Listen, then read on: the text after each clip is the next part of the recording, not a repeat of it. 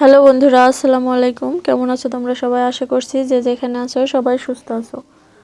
আমি শাপলা kitchen and blog থেকে তোমাদেরকে আরও একবার স্বাগত জানাই।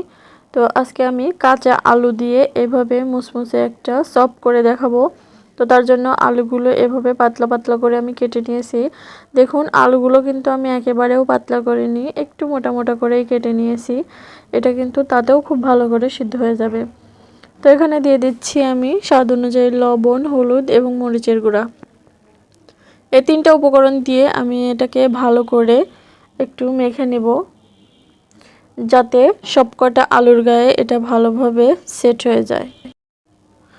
প্রতিদিন একঘেয়েমি আলুর চপ না খেয়ে যদি এভাবে ইউনিক একটা স্টাইলে আলুর চপ বানানো যায় তাহলে কিন্তু খুবই ভালো হয়।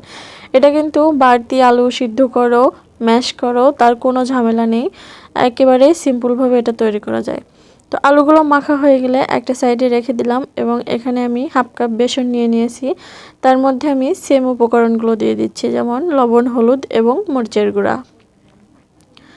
আর দিয়ে দিব সামান্য গরম মশলার গুঁড়া। এটা আপনারা না দিলেও পারেন, তবে দিলে একটু টেস্টটা অন্যরকম হয় আর কি।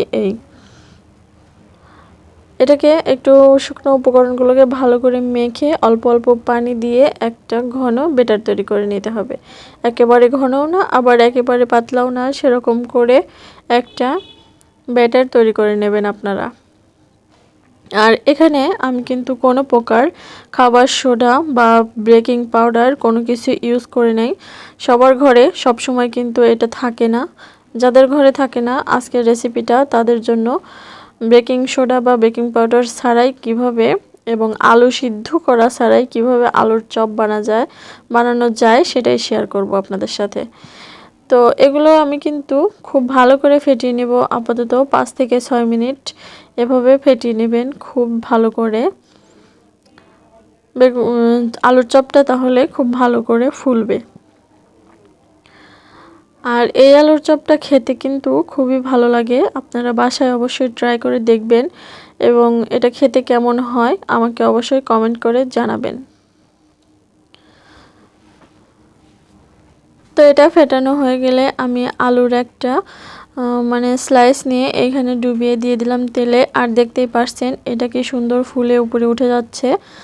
আর তেল অবশ্যই চুলাটা কিন্তু মিডিয়াম আঁচে রেখে দিবেন, একেবারে লো হিটে রাখা যাবে না এটা, তাহলে এর মধ্যে অনেকটা বেশি পরিমাণে তেল ঢুকে যাবে আর এটা কিন্তু ভালো করে ফুলবে না।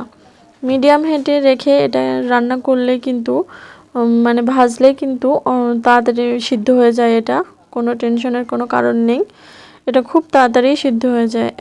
মিনিট 2 হয়তো লাগে 2-5টা ভাজতে। তো আমি কয়েকটা তুলে নিয়ে আরও কয়েকটা এর মধ্যে দিয়ে দিলাম। এভাবে আমি সবকটা ভেজে নিলাম।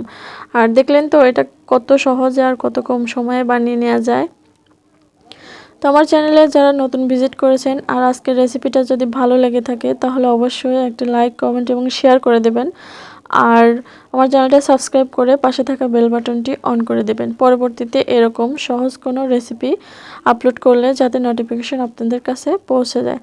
তো আজকের মতো সবাইকে আল্লাহ হাফেজ।